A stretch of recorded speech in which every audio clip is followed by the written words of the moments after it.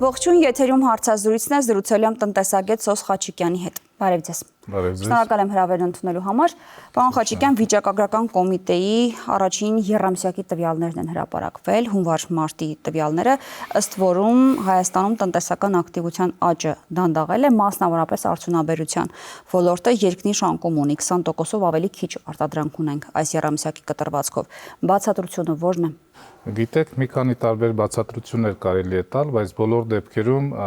մեկնաբանություններից օրինակ ես առաջնայիններից մեկը կհամարեի ամբողջ աշխարհում տիրող անորոշությունը, որ հունվարից հետո ստեղծվեց։ Իհարկե Հայաստանի Հանրապետության տնտեսությունը շատ մեծ չափով փոխկապված չէ համաշխարհային տնտեսության հետ, բայց սպասումները, առնվազն սպասումների մասով մենք բացասական էֆեկտը տեսնում ենք։ Մարդիկ նախընտրում են ներդրումների փոխարեն խնայողություններ կատարել ապագա ծախսումների համար, որովհետև գործընթացներն այնքան արագ են փոխվում, որ նախընտրում են բոլոր դեպքերում ունենալ հնարավորություն այդ փոփոխություններին դիմակայելու համար։ Սա շատ կարևոր գործոն է։ Իհարկե կա նաև համակարգային գործոն, իհարկե կա նաև կառավարման որակի հետ կապված գործոն։ Բավականին երկար ժամանակ խոսվում էր ինչպես ռելոկանտների, այնպես էլ վերարտահանման շրջանակը կամ ոլորտը ինստիտուցիոնալացնելու հեռանկարների մասին։ Իհարկե այդ ուղղությամբ կառավարությունը կատարեց որոշ քայլեր, սակայն դրանք այդպես էլ ինստիտուցիոնալ գործունեություն չդարձան, քաղաքականության փաստաթղթեր ռազմավարության առումով չմշակվեցին եւ ոլորտի համակարգումը մնաց առանձին խոշոր տնտեսվարողների շրջանակում։ Այո, նրանք դա իրականացնում էին իրենց հնարավորության, իրենց մտածելակերպի, ես չեմ ասում դա պետության համար վատ էր կամ, բայց բոլոր դեպքերում համակարգված չէր եւ այդ առումով առաջացավ որոշակի խզում։ Սա լուրջ խնդիր է եւ կարծում եմ, որ ներառականության չապահովումը, այսինքն որ ամբողջ գործընթացը ընդամենը որոշ հատվածի վրա էր բիզնեսի ներկայացուցիչների եւ չստացվեց դա դարձնել ներառական գործընթաց, չստացվեց դա դարձնել երկարաժամկետ քաղաքականություն, կարծում եմ այդ ոլորտում նաեւ խնդիրներ կային։ Հիմա արդյունաբերության անկում պայմանավորված է նաեւ այդ վերարտահանման ծավալների կրճատմամբ։ Արդյունաբերությունը, տեսեք, մենք ունենք արդյունաբերության զարգացման քաղաքականություն։ Եթե հիմնական շեշտադրումները նայենք, օրինակ, քիմիական արդյունաբերության եւ հատկապես դեղագործության ոլորտում կա շեշտադրում։ Դա որպես ռազմավարական նպատակ, բայց այդ ռազմավարական նպատակից բխող մարտավարական ինչ քայլեր են իրականացվել, ինչ մեխանիզմներ կան, դրանք ինձ համար օրինակ տեսանելի չեն։ Ես չեմ համարում, որ դեղագործության զարգացման ոլորտում Հայաստանի Հանրապետությունը կարողացել է լուրջ մեծ այսպես համակարգ ձևավորել, որը որ կարող է դրական ազդեցություն ունենալ տնտեսության վրա։ Արդյունաբերության առումով ես հաջորդ խոշոր դիտարկումը անեմ ճանապարհների հաղորդակցության հետ կապված։ Ընդհանրապես արդյունաբերությունը ցանկացած երկրի տնտեսության այն ոլորտներից է, որ այն չի կարող զարգանալ առանց հաղորդակցության ուղիների։ Սա ուղղակի անհնար է պատկերացնել։ Ինչքան էլ որ Հայաստանում ներդրումներ կատարվեն արդյունաբերության զարգացման առումով, եթե այդ ներդրումները պետք է, այսպես ներդրումների արդյունքը պետք է տեսանելի լինի միայն հայաստանյան շուկայում, դա տնտեսապես ձեռնտու չի լինի։ Եթե պետք է այդ ներդրումները, որտեղ արդյունաբերությունը հսկայական ներդրումներ է պահանջում, դա պետք է արտահանել, արտահանման համար մենք չունենք համապատասխան ճանապարհներ։ Այստեղ խնդիր է առաջանում եւ իսկապես իմ խորին համոզմամբ արդյունաբերության զարգացումը առանց հաղորդակցության ուղիների, առանց բեռնափոխադրումների լոգիստիկ շղթաների եւ այլը, ուղղակի մեծ չափով հնարավոր չէ։ Բայց հիմա պարոն Խաչիկյան, փաստացի նույնիսկ եթե մեր արդյունաբերությունը զարգացման լավագույն ռելսերի վրա դրված չէ, բայց նույն այդ եղած իրավիճակում, երբ ասում եք ճանապարհների խնդիր կա եւ այլն, հիմա 20%-ով մենք ունենք նվազում արդյունաբերության արդեն իսկ վատ վիճակի պայմաններում։ Սա ահազանգ չի, որ եղածից արդեն մենք ունենք երկնիշ թվով անկում։ Ես համաձայն եմ, սա ահազանգ է եւ ահազանգ է նաեւ նրա, որ մեր տնտեսությունը մեծ չափով փոխկապված է նաեւ շարունակում է մնալ, օրինակ Ռուսաստանի, ԵԱՏՄ-ի տնտեսությունների հետ եւ տնտեսվարողները իրենք նույնպես ցանկություն ունեն որոշակի չափով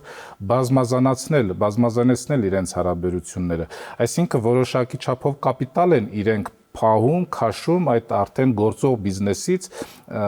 այլ ոլորտներում ներդնելու համար, որտեղ իրենք տեսնում են աշխարհի մեծ փոփոխությունները։ Այս փոփոխությունների ենթադրենք 3, 4, 5 տարվա կտրվածքով նույն տեմպով այն ինչ որ ունեցել են ենթադրենք 2024 թվականին, 2030 թվականին տնտեսվարողները դա չեն ունենալու։ Ու իրենք դա գերազանց գնահատում են, դա կարողանում են հասկանալ եւ այս պահից սկսած փորձում են կապիտալը որոշակի չափով խնայել, ներդրումների ոլորտը հիմնականում ծառայություններ ուղղորդել, այսինքն եթե կայացած բիզնեսներ կան, այդ կայացած բիզնեսով շատ դեպքերում չեն շարունակում ընդլայնվել, փորձում են նաև դիվերսիֆիկացնել, փորձում են բազմազանեցնել, այսինքն կապիտալը տեղաբաշխել նաև այլ ոլորտներում, օրինակ ծառայությունների ոլորտներում։ Ձեր նշած թվերի շարունակությունը եթե նայենք, արդյունաբերության այո, բավականին լուրջ անկմանը զուգահեռ մենք լուրջ տնտեսական ցուցանիշներ ունենք ծառայությունների մասով, այսինքն դրանց մասով աճ ենք արձանագրել։ Տեսեք, ծառայությունները այն ոլորտն են, որոնք առանց հաղորդակցության ուղիների կամ առանց ճանապարհների ավելի շատ են փոխկապված միջազգային բիզնեսի հետ։ Եթե մենք նայենք, ավելի շատ աճ ունեցել ենք բանկային եւ ֆինանսական ծառայությունների ոլորտում, ունեցել ենք տեղեկատվական տեխնոլոգիաների ոլորտում, սրանք այն ոլորտներն են, որոնք հաղորդակցության ուղիների հետ մեծ չափով կապված չեն։ Եվ սրանք մեծ չափով միջազգայնացված են։ Այսինքն հենց ինքը սա նշանակում է, որ մենք պետք է լինենք միջազգային արժեշղթայի մաս։ Արդյունաբերության ձևաչափի մեջ, արդյունաբերության շրջանակում դա դժվար է, որովհետև մենք արժեշղթայի մաս լինելու համար պետք է ունենանք հաղորդակցության ուղիներ, որը չունենք, խոշոր հաշվով չունենք։ Ծառայությունների մասով դա համեմատաբար ավելի մատչելի է, ավելի հեշտ է եւ այդ հաղորդակցության ուղիները միջազգային շուկաների հետ մեր տնտեսվարողների համար ավելի ռեալ է, իրական է։ Ռուսաստանի հետ էլ առևտուրը կարծես պակասել է այս վերջին պաշտոնական տվյալներով։ Եթե նախկինում մենք ավելի մեծ առևտրի ծավալ ունեինք Ռուսաստանի հետ, հիմա ավելի նվազել է։ Երևի դիվերսիֆիկացիայի հաշվին։ Ոչ միայն դիվերսիֆիկացիայի, բոլոր դեպքերում երկարաժամկետ պատերազմը մարդկանց մտահոգում է, որքան էլ որ ժամանակավոր ունենան տնտեսական աճ, տնտեսական ակտիվություն, ամեն դեպքում տնտեսական վիճակի կայունությունը Ռուսաստանի, այդ առումով անորոշությունը, նաև ռուբլու տատանումները մտահոգություններ են առաջացնում։ Այս պահին նույնիսկ ունենալով մեծ չափով շահույթ, բոլոր դեպքերում հեռանկարային շրջանակում մարդիկ փորձում են զսպել իրենց կապիտալի արտահոսքը կամ կապիտալի ներգրավվածությունը այդ շուկայի հետ, որքանով հնարավոր է, որտեղ եւ անորոշություններն են մեծ։ Բիզնեսը բավականին զգուշավոր վարքագիծ է դրսևորում։ Իհարկե, ես կարծում եմ, մարդիկ են ուժում որոշակի գումար տնտեսել հետագա խնդիրները հասկանալու համար, նաեւ բիզնեսը։ Դա իսկապես էական դեր ունի եւ այդ գործոնը ակտիվացավ, ավելի մեծացավ հատկապես հունվարից հետո ամերիկյան վարչակազմի նոր քաղաքականության պայմաններում, երբ որ մաքսատուրքերի առումով, չնայած մաքսատուրքերը Հայաստանի վրա մեծ չափով ազդեցություն չունեցան, բայց այն շուկաները, որոնք որ մաքսատուրքերի շրջանակում պետք է փոփոխության ենթարկվեն, ես կարծում եմ, որ Հայաստանը նույնպես կներառվի դրան, մասնավորապես Չինաստանի հետ կապված, արաբական երկրների հետ կապված, եւ բիզնեսը որոշակի խնայողություններ կամ որոշակի դիվերսիֆիկացիա է փորձում ապահովել իր հետագա ռազմավարության համար։ Բայց ըստ տվյալների պաշտոնական, պարոն Խաչիկյան, նաեւ դեպի Արաբական Միացյալ Էմիրությունները Հայաստանի առևտրի ծավալների աճ նկատվել։ Ի հաշիվ միգուցե Ռուսաստանի։ Սա լավ է թե վատ։ Կարծում եմ լավ է, տեսեք։ Այսինքն մեր կախվածությունն ավելի թուլանում է ռուսական շուկայից կամ ՀԱՏՄ շուկայից։ Մեր կախվածությունը թուլանում է մեկ կետից, ինչին ես համաձայն եմ։ Այդ մեկ կետը կլինի Ռուսաստանը, կլինի ՀԱՏՄ-ն, կլինի ցանկացած այլ երկիր, դա խիստ մեր ամենամեծ կապը ռուսական շուկայի հետ։ Այո, միանշանակ։ Եվ տեսեք, նախկինում օրինակ փորձագիտական այսպիսի կարծիք կար եւ բավականին ընդգծված, որ արաբական երկրների հետ առևտրաշրջանառության աճը պայմանավորված է ոսկու արտահանմամբ եւ նույնպես դեպի արդեն հակառակ ուղղությամբ Ռուսաստանից Հայաստանի միջոցով դեպի արաբական երկրներ վերաարտահանմամբ։ Սակայն 2025 թվականի առաջին երամսյակի տվյալներով այդ վերաարտահանումը էականորեն նվազել է պաշտոնական տվյալներով, սակայն դրան զուգահեռ դեպի արաբական երկրներ առևտրաշրջանառության ծավալները կարծես թե աճ են արձանագրել։ Այսինքն սա նշանակում է հետեւյալը, որ այդ առևտրաշրջանառությունը հիմնված չէ ոսկու վրա, հիմնված չէ կոնկրետ մեկ ապրանքի կամ մեկ ուղղության վրա, եւ սա արդեն իհարկե շատ կարեւոր է, որ արաբական երկրների հետ մենք ունենանք նմանատիպ հեռանկարներ։ Ըստ պաշտոնական տվյալների Հայաստանի մետալուրգիական ճյուղն էլ 25 թվականի առաջին եռամսյակում 24-ի նույն ժամանակահատվածի համեմատությամբ էլի կրճատում է ու տեղի ունեցել արտադրության ծավալների մոտ էլի 20%-ով։ Սա ինչով է պայմանավորված։ Ընդհանուր նրանով, որ արտադրության ոլորտում ունենք նվազում։ Կարծում եմ, այո, արտադրության ոլորտում եւ նաեւ նորից հաղորդակցության ուղիների հետ հետո այս շրջանակում պետք է դիտարկել նաեւ այն հանգամանքը, որ առաջի եռամսյակում 2025 թվականի առաջի եռամսյակում Զանգեզուրի պղձամոլիբդենային կոմբինատը նույնիսկ 1000 խոշոր հարկատուների ցուցակ իհարկե դա կար, դրա պաշտոնական մեկնաբանությունը կար, ես վստահում եմ այդ մեկնաբանությանը, բայց հաջորդ եռամսյակները պետք է դիտարկել բոլոր դեպքերում հասկանալու համար, որքանով է Զանգեզուրի պղձամոլիբդենային կոմբինատը այս առումով ներգործություն ունեցել բացասական տեսանկյունից իհարկե, ունեցել է թե չի ունեցել, միայն մեկ եռամսյակի կտրվածքով մենք չենք կարող այդ վերլուծությունը տեսնել, ամենայն դեպս այն, որ առնվազն առաջի 1000-ի մեջ գոնե 1000-րդը չկար, դա արդեն լրացուցիչ մեկնաբանությունների կարիք է։ Դե այստեղ հարցը հենց նա է, թե այդ ինչքան կանխավճար է տվել կոմբինատը, որը նույնիսկ չի ապահովել նրա տեղը 1000 խոշոր հարկատուների ցուցակում, այն դեպքում, երբ նա միշտ գլխավորել է այդ ցուցակը։ Դե հարցերի պատասխանը պիտի։ Քանի որ մենք ունենք պաշտոնական հաղորդագրություն, եկեք վստահենք այդ հաղորդագրությանը եւ ուղղակի սրա վերաբերյալ հաջորդ վերլուծությունները պետք է անենք հաջորդ եռամսյակներում, դիտարկելով ցուցանիշները։ Լավ, իսկ գնաճի վերաբերյալ ինչ կարող եք ասել ըստ ցուցանիշների վիճակագրական կոմիտեի։ Արդյոք մենք գնաճային միտումներ տեսել ենք։ Գնաճային միտումներ չեմ կարծում, որ մեծ չափով կան, առանձին ոլորտներում հնարավոր է, օրինակ նույնիսկ բնակարանաշինության ոլորտներում ավելի շատ նվազեցում է արձանագրվել, սակայն անշարժ գույքի ծառայությունների մատուցման ոլորտում բավականին աճ կա, որպես ծառայություն, նշանակում է, որ բնակարանաշինարարության ոլորտը ամեն դեպքում կարևոր ուղղություններից մեկն է հանդիսանում, գործարքները բավականին շատ են, քանի որ այս ուղղությամբ մատուցվող ծառայությունները եւ նրանց ծավալը բավականին մեծ են։ Սակայն որոշակի գնանկում կա այդ առումով, սննդամթերքի առումով որոշակի գնաճ կա, կարծում եմ կենտրոնական բանկի քաղաքականության շրջանակում սա կանխատեսելի է եւ մենք այդ առումով մեծ ռիսկեր չունենք։ Հիշատակեցի կենտրոնական բանկին, օրերս կենտրոնական բանկի նախագահն էր ասուլիս տվել եւ այդ ասուլիսի ժամանակ մի հետաքրքրական հայտարարություն արեց այն մասով, որ մեր տնտեսությանն անհրաժեշտ են ցավոտ եւ բարդ բարեփոխումների ճանապարհով գնալ եւ խոսքը հստակեցվում էր հետեւյալ կերպ, որ Հայաստանի տնտեսությունում կարող են տեղի ունենալ լայնածավալ փոփոխություններ մեր կյանքի տարբեր ճյուղերում, շինարարություն, սննդամթերքի արտադրություն եւ այս ամենը կարող է տեղի ունենալ միջազգային ստանդարտների ներդրումից հետո։ Օրինակ ասում է, եթե որոշենք, որ եվրոպական չափանիշներին համապատասխան լիցուկ կաթնամթերք կարող ենք արտադրել եւ դա իսկապես տնտեսության համար արտադրողականության բարձրացման հնարավորություն է, իսկ դա կարող է բերել այսպես ցավոտ կտրուկ լուծումների։ Դուք գիտեք նաեւ, որ էկոնոմիկայի նախարարությունը որոշակի արտոնություններ է սահմանել այն բիզնեսների համար, ովքեր իրենց արտադրանքը կտեղափոխեն կամ կուզեն տանել եվրոպական շուկաներ, որոշակի մաքսատուրքերի հետ կապված սուբսիդավորման ծրագիր էր դա։ Արդյոք մեր տնտեսությունը ներկայիս վիճակով պատրաստ է այդ կտրուկ ցավոտ լուծումներին, եթե մենք դիցուկ որոշենք եվրոպական չափանիշներին համապատասխան ինչ-որ բիզնեսներ կազմակերպել եւ ԿԲ-ի նախագահն այդ չէր բացառել, որ այո, այդ ճանապարհին կարող են լինել նաեւ բիզնեսներ, որոնք կփակվեն։ Մենք պատրաստ ենք դրան, թե ոչ։ Կենտրոնական բանկի նախագահի հայտարարությունը, այո, ես ուշադիր եմ եղել, ուշադիր լսել եմ եւ իմ մեկնաբանություններ ունեմ դրա շրջանակում, դա չի վերաբերում միայն դեպի Եվրոպա արտահանելու, տեսեք, այսպես եմ ես պատկերացնում, մենք ունենք ֆինանսական եւ տեխնոլոգիական ոլորտների ծառայությունների մատուցման բավականին լուրջ աճ։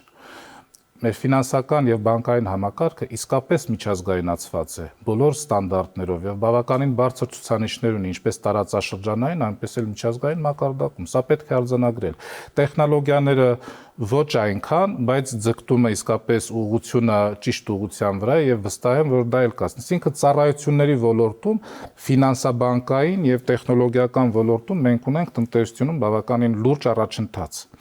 Մյուս առաջընթաց, օրինակ շինարարության ոլորտում եւ հանքարդյունաբերության ոլորտում։ Հիմա հարց. ֆինանսաբանկային եւ տեխնոլոգիական ոլորտը արդյոք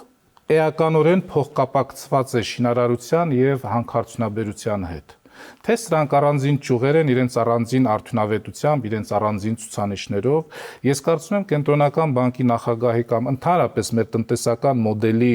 շրջանակը պետք է նաև այս առումով դիտարկել։ Եթե մենք ունենք ուժեղ ֆինանսաբանկային համակարգ, ուժեղ տեխնոլոգիական համակարգ, մենք ինչու ունենք շինարարության ոլորտում կամ հանքարդյունաբերության ոլորտում ձեռքի այսքան մեծ աշխատանք, տեխնոլոգիաների այսքան ցածր մակարդակ, ֆինանսական համակարգի հետ այսքան ցածր փոխկապվածություն պարտատոմսերի շուկայով եւ այլ։ Նշանակում է կապերը ուժեղ չեն։ Կապերը ոչ միայն ուժեղ չեն, այլ շատ թույլ են։ Իսկ դա նշանակում է հետեւյալը. մեր ուժեղ զարգացած տնտեսական համակարգերը չեն կարողանում ապահովել նորից բարձր ցուցանիշներ ապահովող տնտեսության այլ ոլորտների զարգացումը։ Այդ ոլորտները զարգանում են իրենք իրենց հաշվին, իրենք իրենց ներուժի հաշվին, հնարավոր է դա անձնական կապերի, հնարավոր է դա բիզնես մտածելակերպի, հնարավոր է դա առանձին երկրների հետ փոխգործակցության շրջանակում է, բայց խոշոր հաշվով մեր ներքին ռեսուրսների փոխկապվածությունը այս առումով էական թույլ է, ցածր է, եւ ես կարծում եմ մեր հետագա քաղաքականության շրջանակում այս փոխկապվածությունը պետք է ուժեղացնել։ Բայց ոնց, ինչ քաղաքականություն պիտի մշակվի դրա համար։ Օրինակ պարտատոմսերի շուկայի շրջանակում ենթադրենք հանքարդյունաբերության ոլորտը ինչքանով է ներառական։ Հանքարդյունաբերության ոլորտը ապահովում է բավականին լուրջ տնտեսական ցուցանիշներ, որքանով է Հայաստանի Հանրապետության քաղաքացին փոխկապված այդ համախառն արդյունքի ստեղծման հետ, այդ նոր արժեքի ստեղծման հետ։ Չէ՞ որ կան որոշակի նախադրյալներ, ես կարող եմ դա ենթադրենք բանկային ավանդների վերլուծության, ֆիզիկական անձանց փոխանցվող դրամական հոսքերի վերլուծության կամ մանրածախ առևտրաշրջանառության վերլուծության այս ցուցանիշները եթե դիտարկում ենք, տեսնում ենք, որ բնակչության մոտ կա որոշակի ֆինանսական կապիտալ, ռեսուրս։ Այս ռեսուրսը որքանով է փոխկապակցված հանքարդյունաբերության կամ շինարարության հետ։ Պարտադիր չէ, որ նրանք անմիջապես մասնակցեն այդ ոլորտներին, բայց կարող են մասնակցել պարտատոմսերի շուկայի միջոցով, կարող են մասնակցել որոշակի ֆինանսական համակարգերի միջոցով, որոշակի մեխանիզմների միջոցով։ Արդյոք ներառականություն է ապահովում շինարարության եւ հանքարդյունաբերության կամ թեկուզ գյուղատնտեսության ոլորտների ու քաղաքացիների միջև։ Կարծում եմ, որ ոչ։